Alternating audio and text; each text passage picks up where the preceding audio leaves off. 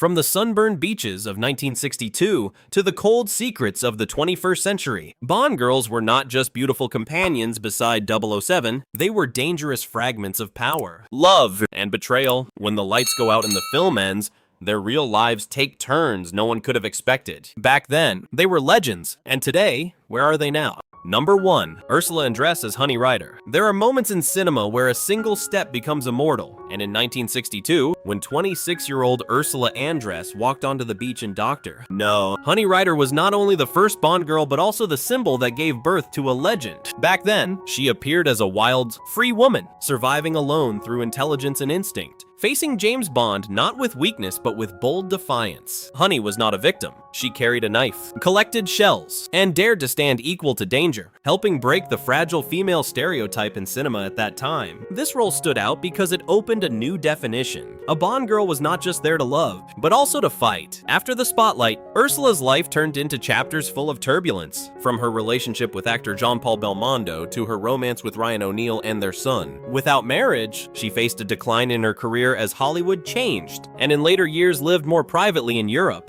Born in 1936, by 2026 she is 90 years old, still a timeless symbol of sensuality. No loud scandals, no collapse, just a legend quietly drifting through time. And when looking back, Honey Ryder still walks out of the sea as if time has never touched her. Number 2. Honor Blackman as Pussy Galore. She did not need to emerge from the sea. Honor Blackman walked straight into history in 1964 at age 39 with Goldfinger, becoming one of the rare older Bond girls yet full of power. Pussy Galore not only had a controversial name, but was also the leader of a female pilot squad. Initially an ally of the villain, cold, calculating, and not easily subdued. In every scene, she confronted Bond with intelligence and control, only changing sides when she realized the plot to destroy Fort Knox, thereby helping save the world. This role stood out because it completely broke the fragile beauty stereotype, turning Pussy into a character with her own agency and weight. In real life, Honor had a turbulent life with 2 broken marriages, including one with an alcoholic husband, forcing her to leave to protect herself and her children. She continued her career with many famous television roles in the UK, especially the Avengers before Bond. Born in 1925, she passed away in 2020 at the age of 94 due to natural causes. Her life was not filled with loud scandals, but it was a series of strong choices, much like the character she portrayed. And when time closed its curtain, Pussy Galore remained proof that strength does not depend on age. Number 3. Diana Rigg as Tracy Bond. Not every Bond girl survives, and in 1969, at age 31, Diana Rigg created one of the most painful endings in 007 history with On Her Majesty's Secret Service. Tracy Bond was not only the woman Bond truly loved, but also the only one who became his wife. Yet happiness lasted less than a few minutes before she was shot dead right after the wedding. In the film, Tracy appeared as a troubled woman who once attempted suicide, but gradually became strong, daring to love and sacrifice.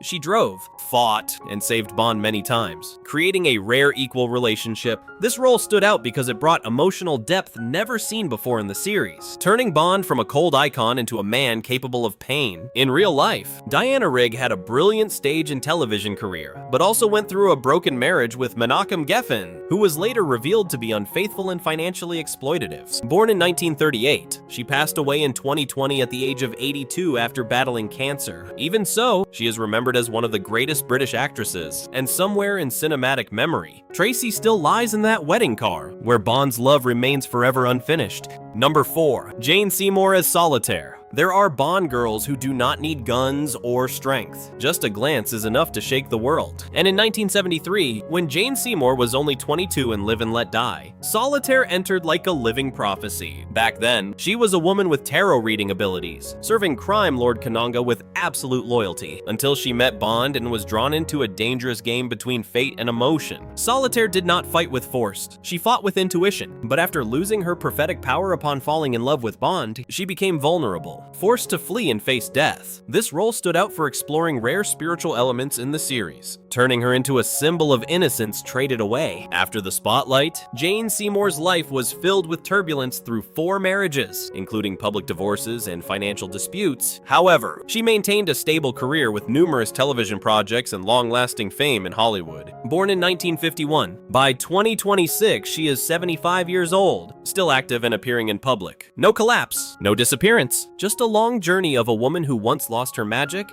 but never lost herself. Number 5. Barbara Bach as Anya Amasova. If there was a Bond girl who saw Bond as an enemy from the beginning, it was Barbara Bach as Anya Amasova in 1977, at age 30 in The Spy Who Loved Me. Back then, Anya was a KGB agent with the codename XXX, equal to Bond in skill and intelligence, but carrying deep resentment after learning that Bond had killed her former lover. Throughout the journey, Anya worked with Bond to stop a world-destroying plot, but every glance carried tension between duty and emotion. She fought, drove, used weapons skillfully, and never backed down, creating one of the most intense relationships in 007 history. This role stood out because it turned the Bond girl into a true counterpart. Not someone to be saved, but someone who could decide her own fate. In real life, Barbara Bach left Hollywood relatively early, but her life took a different turn when she married music legend Ringo Starr, after both overcame alcohol and drug addiction. Born in 1947, by 2026 she is 79 years old, living a quiet but stable life. No major scandals later on, no collapse, just a life that walked through darkness and chose the light. And Anya Amasova remains the only woman who made Bond cautious from beginning to end. Number 6. Carole Bouquet as Melina Havelock. Not love, but revenge brought Carole Bouquet into the Bond world in 1981, when she was only 24 and For Your Eyes Only. Melina Havelock appeared with a crossbow in her hands, cold eyes, and a single goal: to avenge her murdered parents. Back then, she did not trust Bond, did not need Bond, and was even willing to kill to achieve her mission. Throughout the film, Melina relentlessly pursued her enemies, moving closer to revenge step by step. While being torn between hatred and humanity as Bond intervened, she was not someone to be saved, but someone who needed to be stopped before destroying herself. This role stood out for its darker, more realistic tone, reflecting a Bond girl full of trauma and obsession. After the film, Carole Bouquet became a symbol of French cinema, though her personal life also faced turbulence with broken relationships, including her marriage to producer Jean-Pierre Rassam. Born in 1957, by 2026 she is 69 years old, still active and respected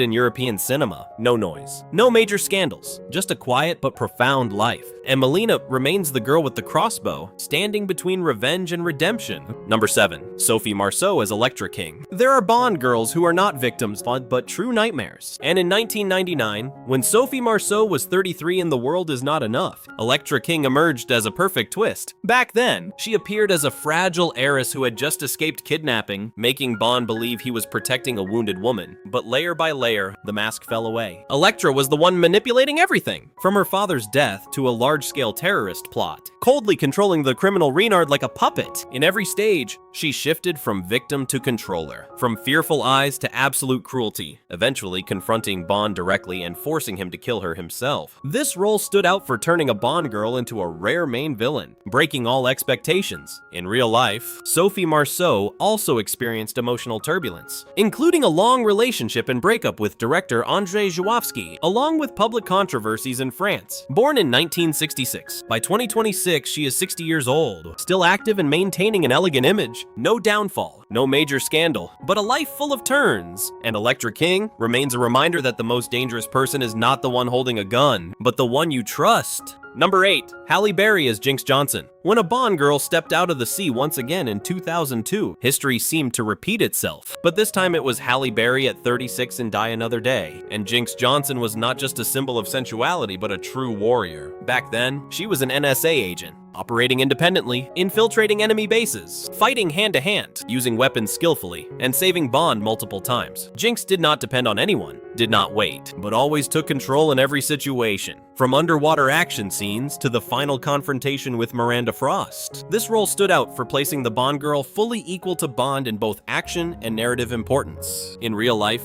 Halle Berry is one of Hollywood's most successful actresses, but her personal life has been turbulent with multiple divorces, including public and intense custody battles. She also spoke about experiencing abuse in a past relationship, shaping her image as a strong woman overcoming trauma. Born in 1966, by 2026 she is 60 years old, still active and maintaining remarkable appeal. She is not just a Bond girl, but a symbol of resilience. And Jinx Johnson is not Bond's shadow, but a parallel legend. Number 9. Eva Green as Vesper Lynd. Without guns or high-speed chases, in 2006, at age 26, Eva Green in Casino Royale created a Bond girl who silenced the world with emotion, Vesper Lynd. Back then, she was a treasury agent assigned to supervise Bond, cold, intelligent, and distant, but gradually became the only woman who made Bond open his heart. In every glance and every conversation, Vesper was not just love, but Bond's greatest weakness. But behind it all was a painful secret. She was forced to betray him to save her former lover, triggering a chain of events that cost Bond everything. The climax came when Vesper locked herself in a sinking elevator underwater, choosing death as redemption, leaving Bond in permanent grief. This role stood out for redefining Bond entirely in a new era, turning him into a man capable of love and pain. In real life, Eva Green remains private, avoiding major scandals, though she was involved in a legal dispute with a film company over a contract, drawing media attention. Born in 1980, by 2026 she is 46 years old. Still one of the most talented and mysterious actresses. No noise, no collapse, just an artistic soul. And Vesper Lynd remains a scar that never heals in Bond's heart. Number 10. Léa Seydoux as Madeleine Swann. Not every love story in the Bond world ends in death. And in 2015, when Léa Seydoux was 30 Inspector, Madeleine Swann appeared as a new chapter of hope, yet full of challenges. Back then, she was a psychologist, the daughter of an assassin, carrying a complex past and fear of being hunted. When she met Bond, she did not trust him easily, even rejecting him at first. But gradually they were pulled into the vortex of Spectre. In Spectre and No Time to Die, she was not only his lover, but also the keeper of his greatest secret, giving birth to his daughter and being forced to live apart to protect her family. The climax came when Bond sacrificed himself, leaving Madeleine to continue life with memories and unfinished love. This role stood out for delivering the most complete yet tragic ending for Bond, where love became a legacy rather than a fleeting moment. In real life, Léa Seydoux is a major French film star with a stable career, having faced COVID-19, which caused her to miss the 2021 Cannes Film Festival, but without major scandals. Born in 1985, by 2026 she is 41 years old, still active and thriving. No dramatic downfall, no chaos, just a journey of growth, and Madeleine Swann is the final person who preserved the humanity of James Bond. From Honey Ryder to Madeleine Swann, each Bond girl is a slice of an era of love and tragedy. Back then, they stepped into the world of 007. Today, they have become irreplaceable memories, where legend and humanity merge into one.